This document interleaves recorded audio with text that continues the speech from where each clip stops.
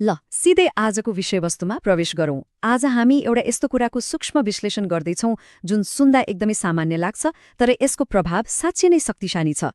हामी नेपाली युट्युब इकोसिस्टममा दर्शकहरूलाई टिकाइराख्न अर्थात् अडियन्स रिटेन्सनको लागि प्रयोग हुने मात्र 2 वाक्यको एउटा अत्यन्तै सघन ब्लुप्रिन्टको डिकोडिङ गर्दैछौँ।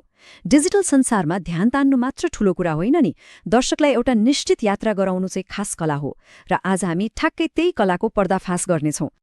यो स्रोत सामग्रीलाई एकपटक सरसर्ती हेरौँ। यो डिजिटल सञ्चारको एउटा यस्तो उत्कृष्ट र कम्प्याक्ट नमुना हो जसले दर्शकको सम्पूर्ण यात्राको नक्सा नै कोरिदिन्छ। यहाँ भनिएको छ, यदि तपाईलाई यो बुक समरी मन पर्यो भने भिडियोलाई लाइक गर्नुहोस्, आफ्नो साथीहरूसँग शेयर गर्नुहोस् अनि कमेन्ट गरेर आफ्नो विचार अवश्य बताउनुहोस्। यस्तै ज्ञानवर्धक बुक समरी हेर्न हाम्रो च्यानल सब्स्क्राइब गर्न नभुल्नुहोस्। धन्यवाद। आज हामी एउटा अत्यन्तै रोचक र गहन विषयमा कुरा गर्दैछौँ। ओशोले कृष्णलाई कसरी हेर्नुहुन्छ भन्ने कुरा साँच्चै नै आँखा खोलिदिने खालको छ। हेर्नुहोस्, हामी प्राय कृष्णलाई केवल एउटा धार्मिक देवताको रूपमा मात्र पुज्ने गर्छौँ नि, होइन? तर ओशोको दृष्टिकोणबाट हेर्दा उहाँ एउटा पूर्ण र बहुआयामी जीवन कसरी जिउने भनेर सिकाउने एउटा जिउँदो जाग्दो ब्लुप्रिन्ट हुनुहुन्छ। यो यस्तो विषय हो जसले हामीले जीवन र अस्तित्वलाई हेर्ने पुरानो चस्मालाई पुरै बदलिदिन्छ। ओशोको यो भनाइले खासमा सम्पूर्ण दर्शनको मूल मर्मलाई नै समेटेको छ। साँचो अध्यात्म भनेको जीवनको कुनै एउटा पाटोलाई मात्र समात्ने र अरूलाई छोड्ने होइन। यो त अस्तित्वको सम्पूर्णतालाई अँगाल्ने कुरा हो। यहाँ कृष्णलाई एउटा यस्तो पूर्ण चेतनाको रूपमा व्याख्या गरिएको छ जसले जीवनका सबै विपरीत र विरोधाभास कुराहरूलाई पनि कति सुन्दर तरिकाले सन्तुलनमा राख्न सक्छन्। अब यो बहुआयामी व्यक्तित्व भनेको खासमा के हो त? आउनुस् यसलाई अझै गहिराइमा बुझौँ। साधारणतया अध्यात्म भन्न साथ हाम्रो दिमागमा के आउँछ? एकदम गम्भीर, उदास र संसार त्यागेका सन्तहरू जसले हाम्रा प्राकृतिक इच्छाहरूलाई दबाउन सिकाउँछन्। तर यहाँ ठिक उल्टो छ। परम्परागत अध्यात्म र कृष्णको मार्गबीच आकाश पातालको फरक छ। कृष्ण हाँस्नुहुन्छ, नाच्नुहुन्छ र बाँसुरी बजाउनुहुन्छ। उहाँ जीवनलाई दबाउने होइन, बरु यसलाई एउटा भव्य उत्सवको रूपमा मनाउने कुराको वकालत गर्नुहुन्छ। यी सन्तुलन हेर्नुहोस् त, साँच्चै नै अचम्म लाग्छ। कसरी एउटै व्यक्ति पूर्ण रूपमा ध्यानमा मग्न पनि हुन सक्छ र त्यही समयमा जटिल राजनीति, गहिरो प्रेम अनि युद्धको त्यो भयावह कोलाहललाई पनि कुशलतापूर्वक सम्हाल्न सक्छ।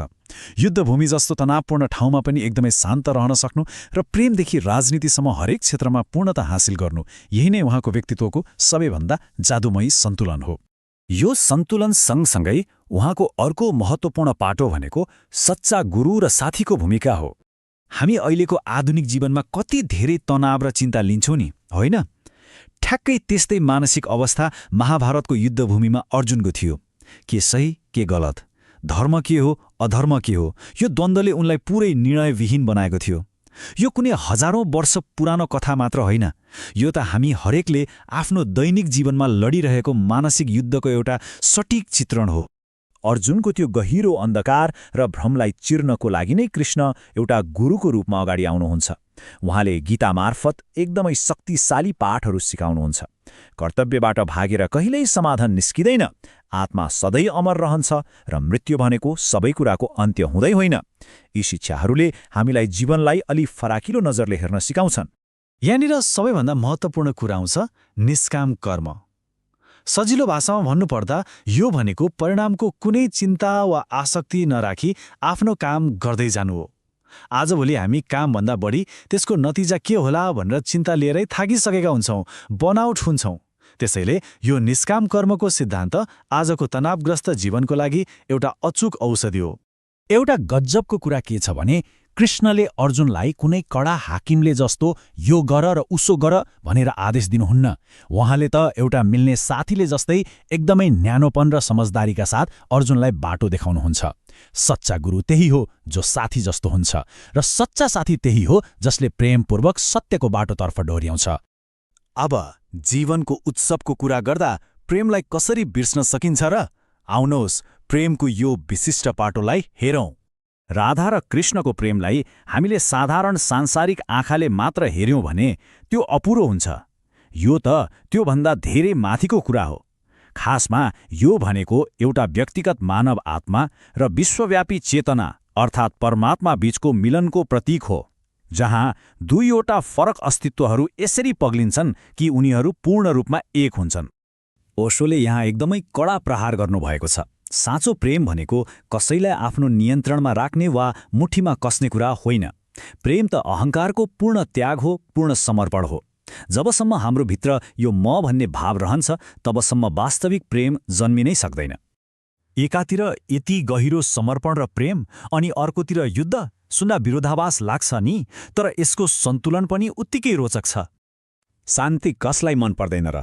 हामी सबै सद्भाव चाहन्छौँ र द्वन्द्वबाट बच्न खोज्छौँ, तर वास्तविकता सधैँ यस्तो हुँदैन। कहिलेकाहीँ न्याय र धर्मको रक्षाको लागि कठोर कदम चाल्नै पर्ने हुन्छ।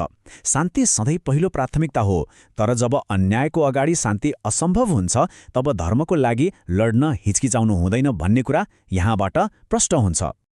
यी सबै विभिन्न पाटाहरू अन्ततः एउटै दर्शनमा आएर जोडिन्छन्, जीवन एउटा उत्सव हो। जीवनलाई उत्सव बनाउने कसरी त? ओशोका अनुसार यो धेरै जटिल छैन। पहिलो कदम भनेकै आफ्नो अहङ्कार अर्थात् यो म भन्ने भावलाई चटक्कै छोडिदिने हो। जब यो अहङ्कार हट्छ तब परम सत्य आफै छर्लङ्ग हुन्छ। त्यसपछि हाम्रो जीवनको त्यो भारीपन र उदासी आफै हराएर जान्छ र जीवन साँच्चै नै नाच गान र ध्यानको एउटा सक्रिय उत्सव बन्न पुग्छ। यी सबै कुराको चुरो कुरो के हो त? एकदमै सरल छ। जीवनलाई आधा अधुरो होइन, पुरै जिउनुस्। प्रेम गर्नुस्, तर त्यसलाई कसैको लागि जेल नबनाउनुस्। आफ्नो काम गर्दै जानुस्, तर त्यसको नतिजाले आफूलाई नथकाउनुस्।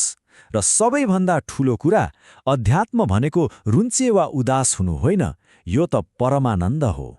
त्यसैले कृष्णलाई केवल मन्दिरको मूर्ति वा पूजा गर्ने एउटा टाढाको प्रतीकमा मात्र सीमित राख्नु भनेको उहाँलाई नबुझ्नु हो। उहाँको यो बहुआयामी प्रकृति त हामीले हरेक दिन हरेक परिस्थितिमा कसरी सन्तुलित र आनन्दित भएर जिउने भनेर सिकाउने एउटा एकदमै व्यवहारिक र गतिशील कला हो। अब जाँदा जाँदै यो प्रश्न आफैलाई सोधौँ, हामीले आफ्नो जीवनलाई कसरी लिइरहेका छौँ? के यो एउटा गहरो बोझ बन्दै गइरहेको छ वा हामी यसलाई एउटा सुन्दर नृत्यको रूपमा मनाइरहेका छौँ? जीवनलाई बोझ हुन नदिन यी विपरीत कुराहरूलाई कसरी सन्तुलनमा राख्ने भन्ने कुरा नै मुख्य हो। यो यस्तो प्रश्न हो जसले हामी सबैलाई एकपटक आफ्नो जिउने तरिकामा फर्केर हेर्न पक्कै पनि